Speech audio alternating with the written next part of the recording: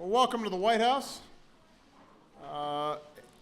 Let me start off by saying thank you to a leader of unbelievable passion and expertise and dedication, and somebody who every single day wakes up and thinks about three things: either his family, basketball, or how to give every child a world-class education. Our Secretary of Education, Arne Duncan.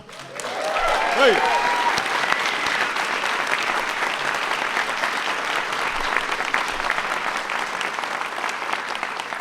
I also want to thank our members of Congress who are here today. I am thrilled to have them here and always encourage all members of Congress to focus on education and teachers. And I am thrilled to be welcoming all our state and national Teachers of the Year. So give them a big round of applause.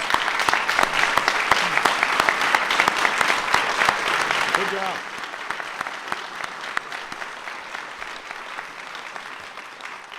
This is a phenomenal group, in addition to being very good looking.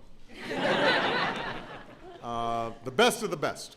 And they'd be the first to say that they're only here because they're surrounded by outstanding teachers who give all to their students every single day.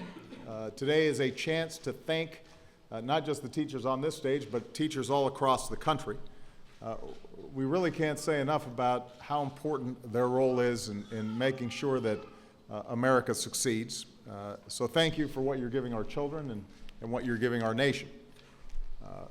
Now, it's been a while since I was in school, but I still remember all the wonderful teachers who made me who I am, who opened the world up to me, who made me feel that maybe I had something to offer, and maybe saw things in me before I saw them in myself. We all had teachers like that. Talk to anybody who succeeded in business, or written a play, or invented an app, or broken an athletic record, and they'll tell you about a teacher or a coach who inspired them and who challenged them and taught them values and encouraged them to be curious and ask questions and explore new realms and new ideas. Everybody's got somebody like that in their lives. That's what great teachers do. They set us on a better path. And they do it even though we ask so much of them. Teachers don't get an off day, even when they're exhausted, even when you're up all night with your own kid, even if you've got bills or something personal on your mind. Once you're in front of that class, you've got eager minds depending on you. And what a lot of people may not realize is how emotionally taxing teaching can be, because great teachers really care about their students. You carry their struggles with you well after the school day ends.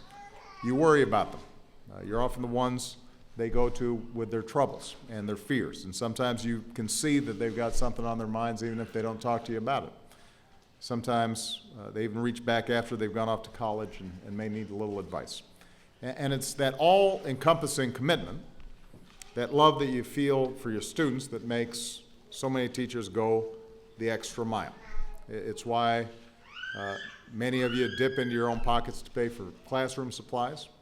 It's why you spend your nights and weekends thinking about new ways to make your lessons come alive, and why you work hard to build relationships with your students' families, because you want to make sure they all have the support that they need outside of the classroom as well as in it.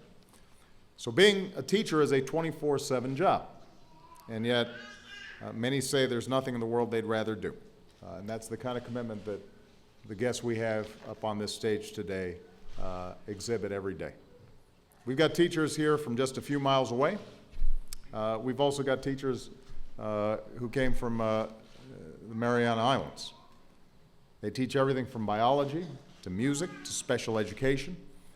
What connects them is how they challenge their kids to reach their full potential, the creativity and passion that they bring to their work instead of just going through the motions or teaching to the test.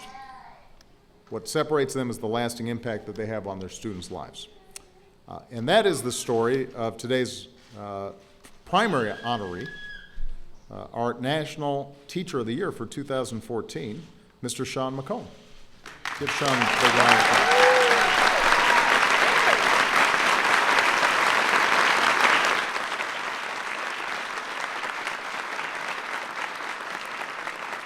Now, I wish I could say this is the biggest thing that happened to Sean this year, but that little bundle right there is Sean's.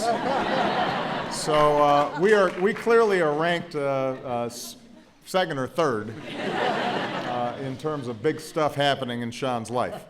But when Sean was a high school student, he dealt with some pretty serious problems at home and spent his days feeling apathetic and disengaged. And then he entered Mr. Schertz's English class. And Mr. Schertz was one of those teachers who changes everything. He made Sean want to work hard.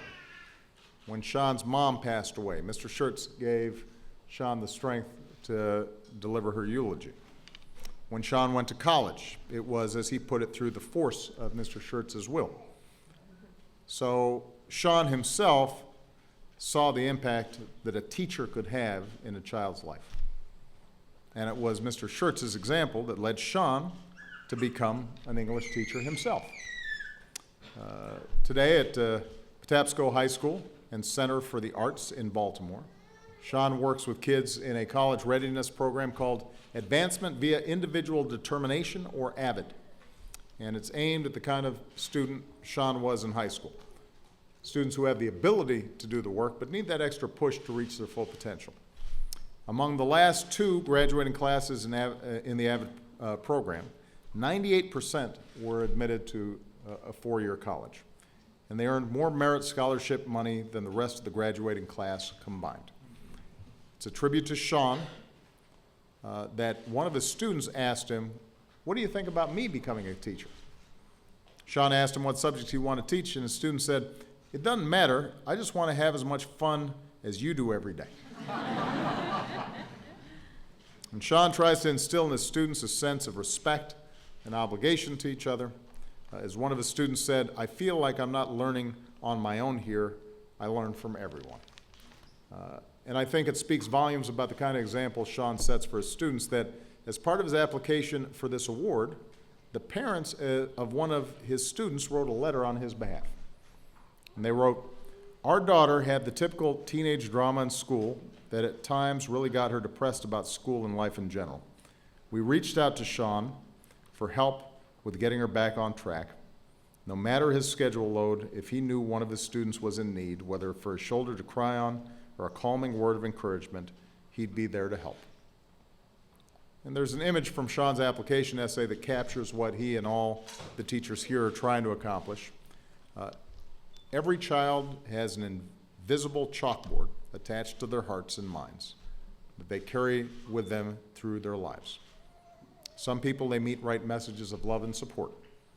Some leave messages of negativity and doubt.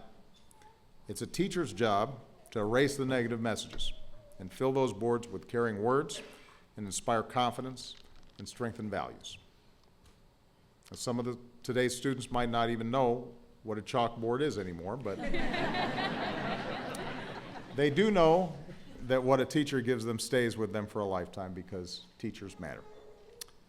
When Michelle and I talk to students, we often tell them education is a two-way street. It's our job to provide students with great schools and great teachers, and it's their job to do their homework and work hard and do their best. The people you elect have to make sure the teachers and school districts have the resources they need to do their jobs well. And investing in education has been a top priority of mine since the day I took office, and it falls on all of us to make sure that we're encouraging our kids and reading to them and teaching them healthy, successful habits that set them on a path to college and a career and a lifetime of citizenship.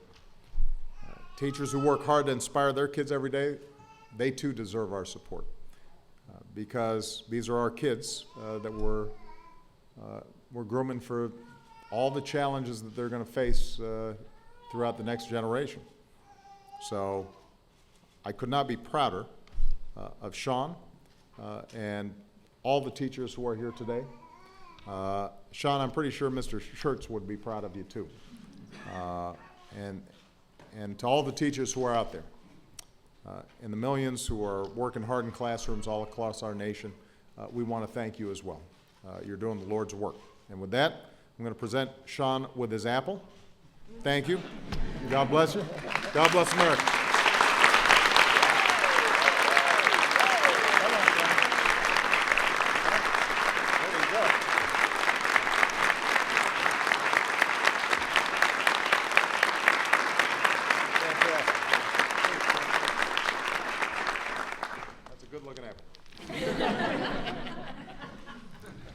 Thank you, Mr. President and Mr. Secretary, for your ongoing commitment to education, for your efforts to maintain the hope of opportunity for all children, and for having this group of teacher representatives to the White House this afternoon.